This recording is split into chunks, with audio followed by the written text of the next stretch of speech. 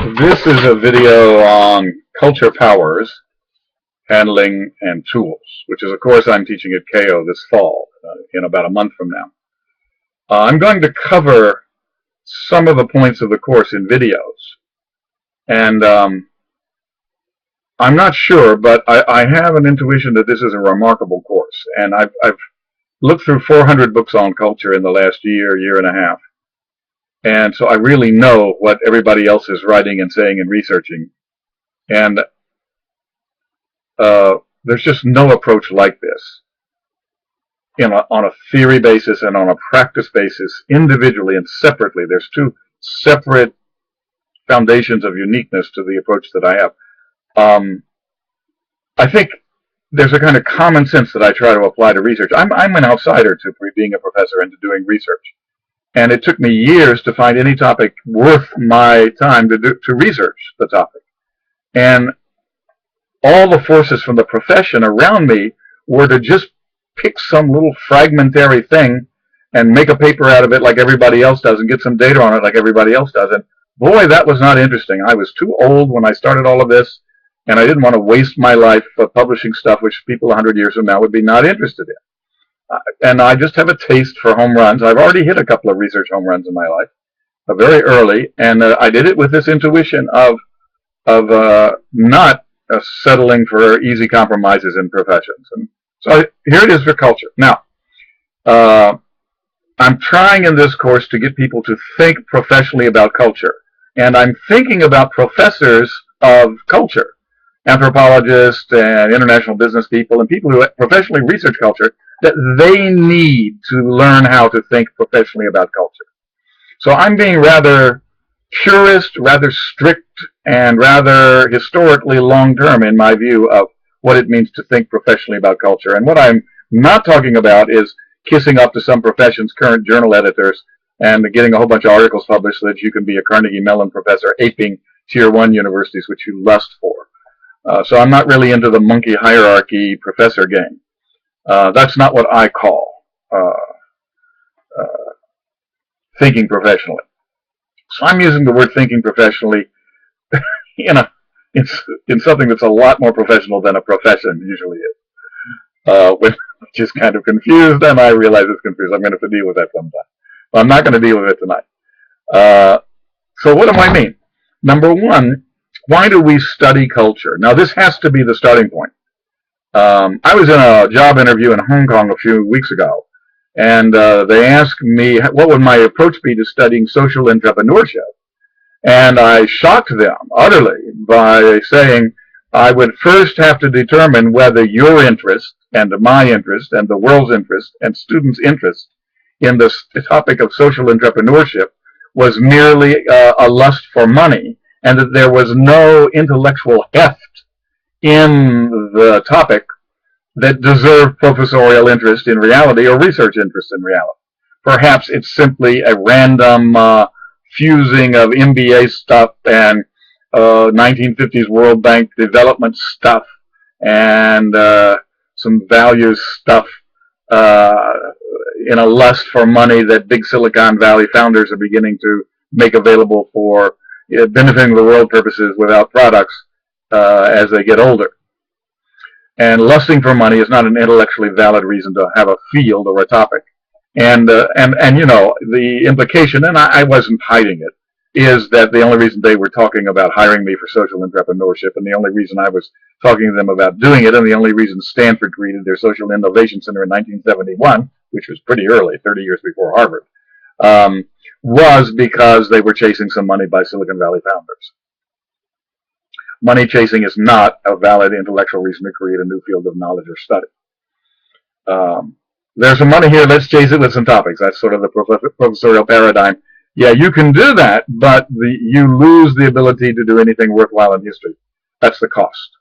And finally, you know, the day before you die, it's going to be this aura that reverberates through history that you leave behind, or not, ripples that your life left behind in history.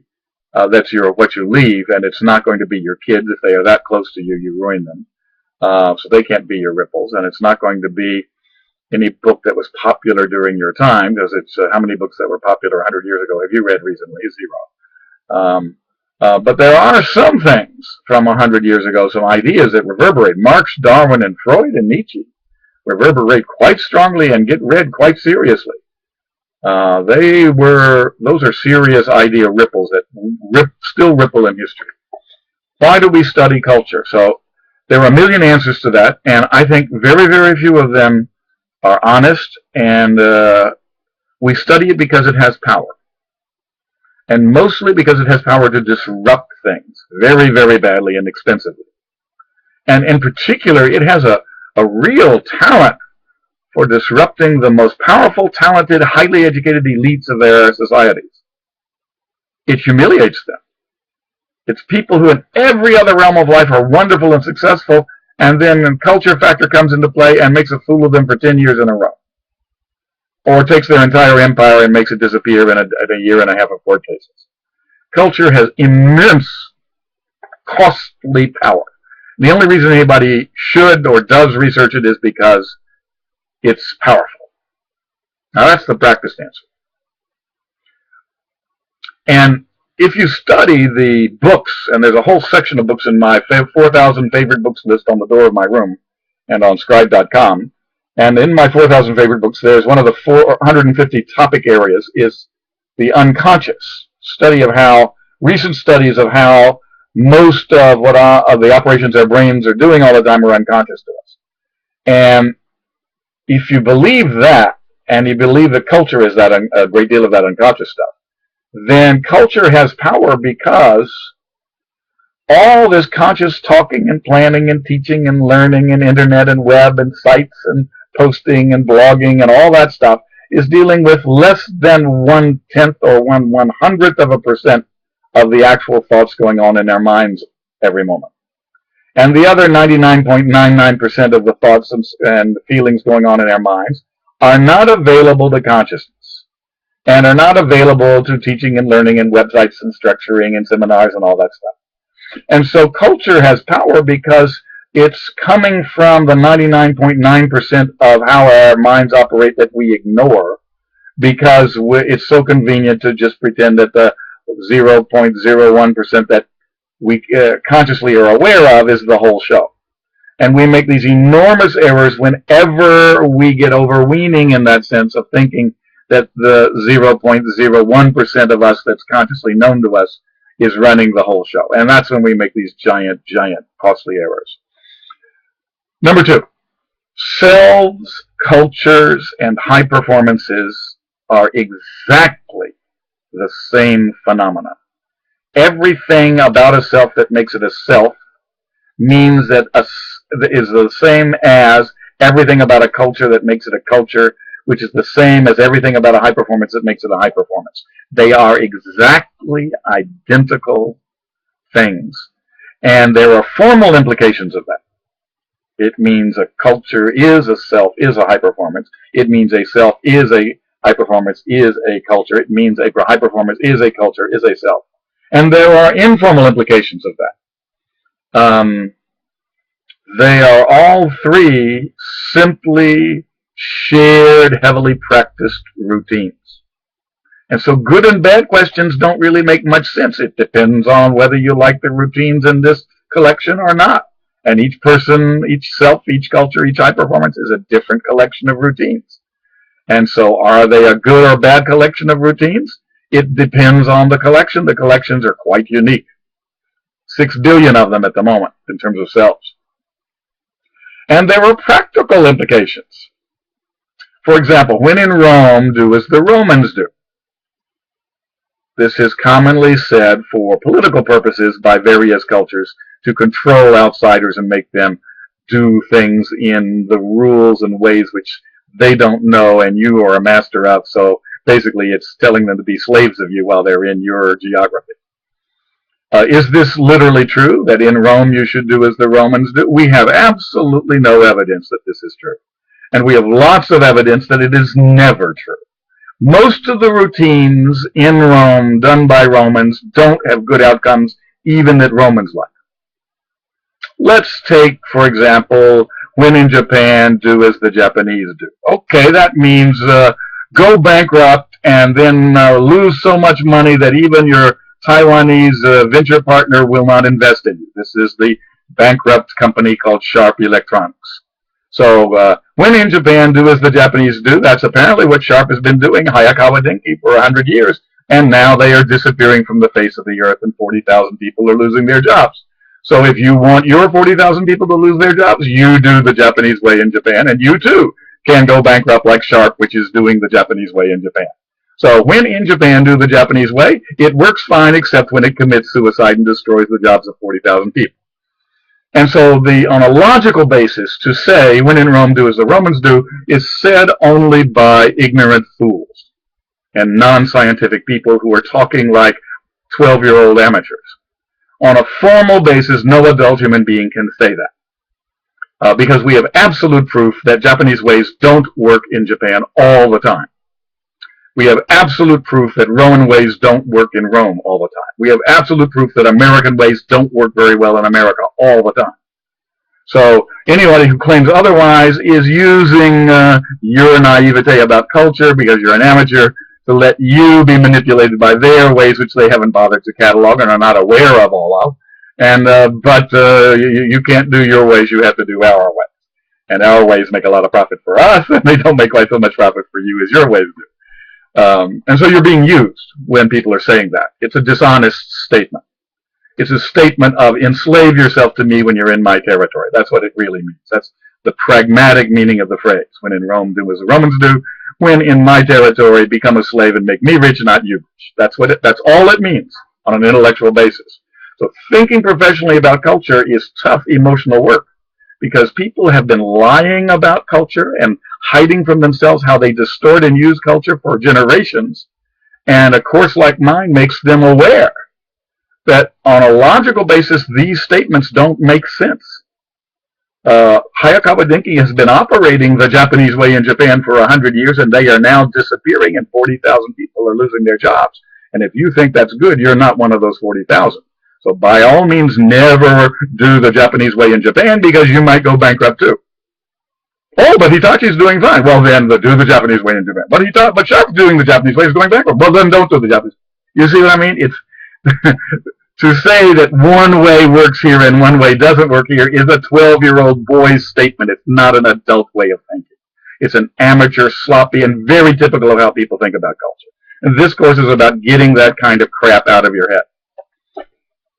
That's the practical implications of the formal statement that selves, cultures, and high performances are exactly the same thing. Now we have the brain module landscape that culture takes place on.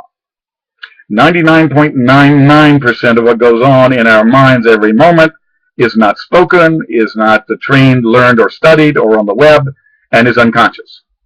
And those unconscious routines are a dialogue among 110 to 120 brain modules that we think so far we've identified. There are degrees of usness. And therefore there are degrees of how much I'm Japanese or American. By the way the brain modules interact and how many of them are interacting in what ways.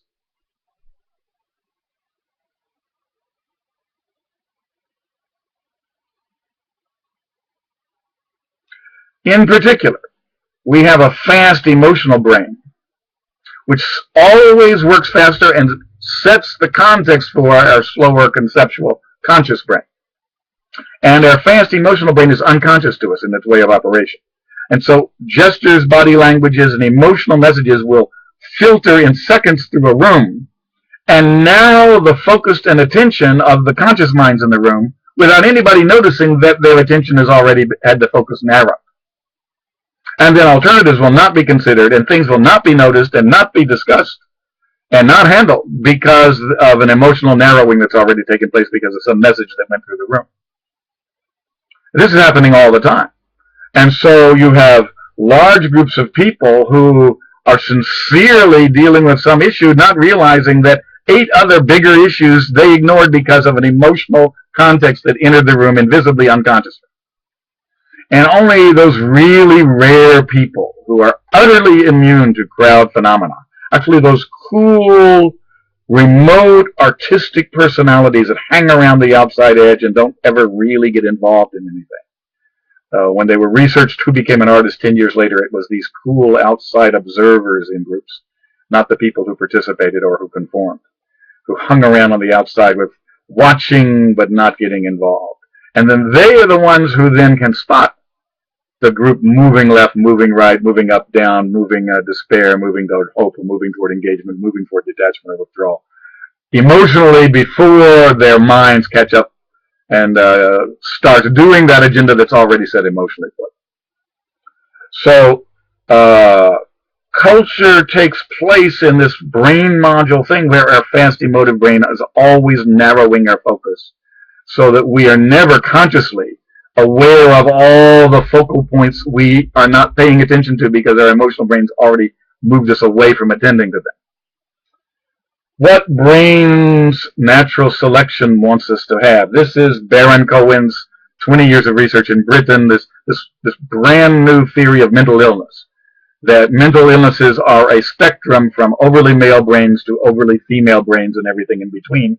And this is the key point, natural selection and the survival of the species depends on us having a lot of mental illness. That these are really a variety of brain types in society.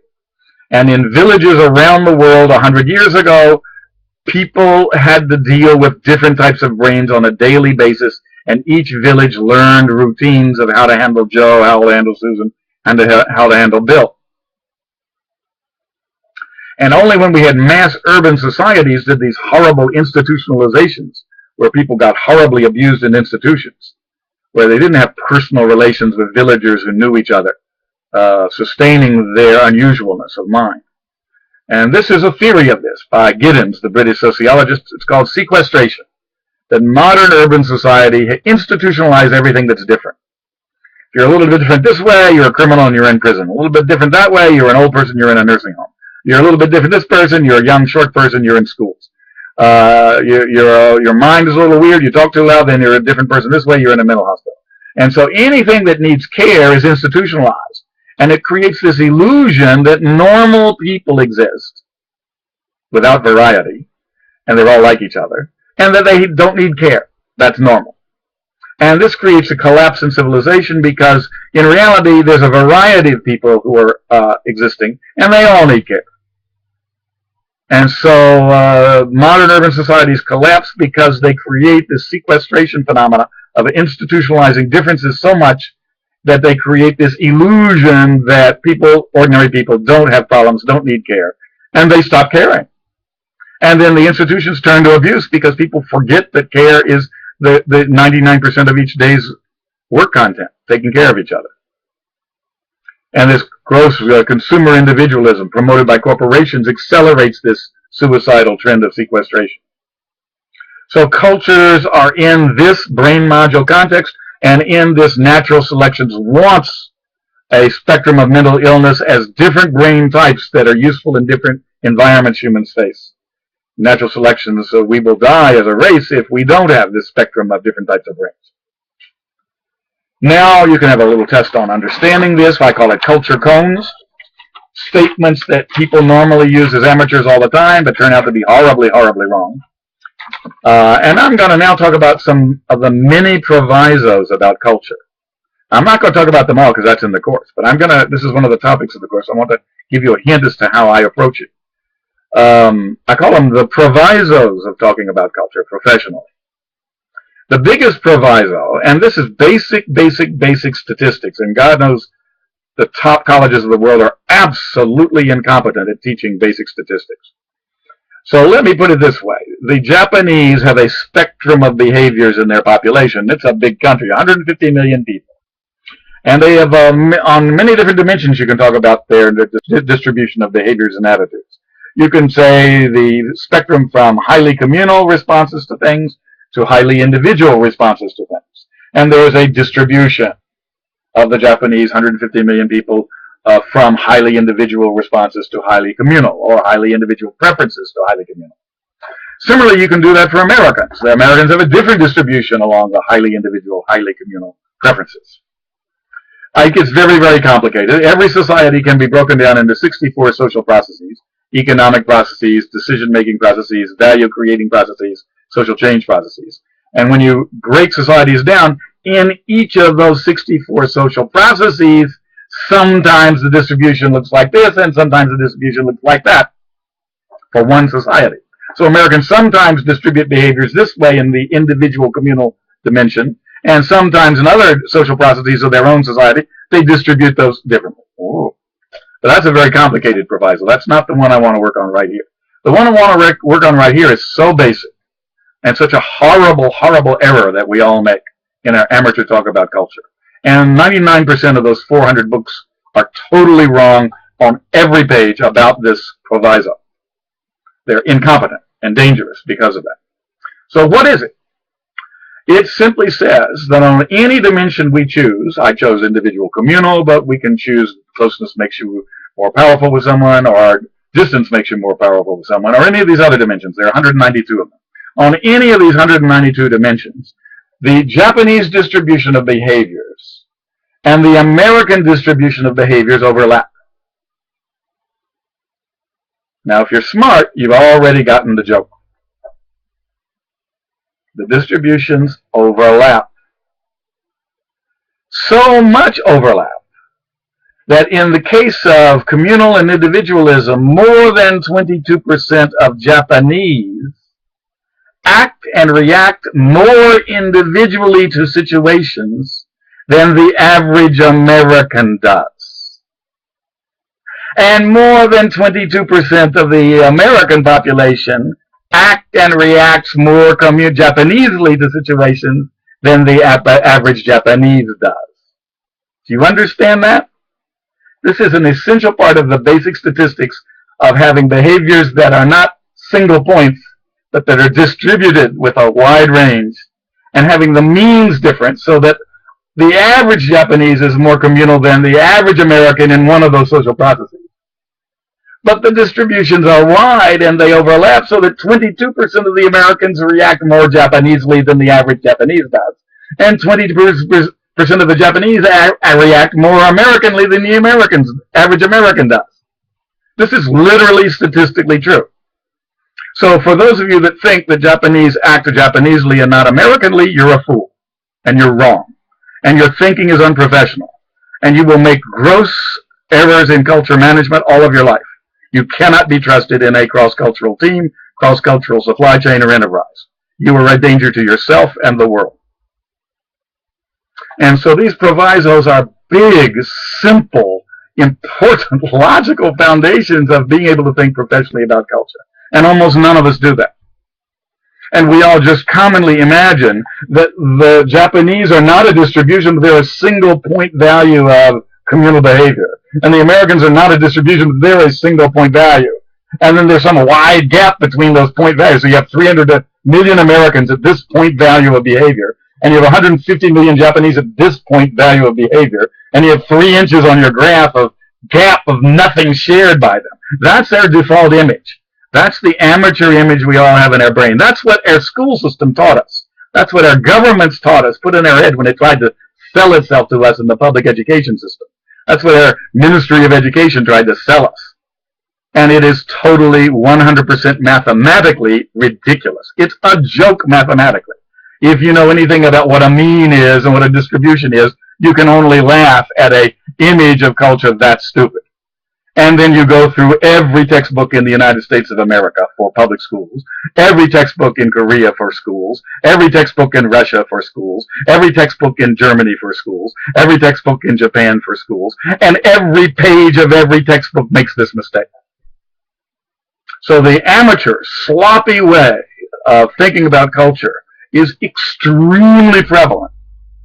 And this course is one of those very rare areas where we challenge all of that stuff.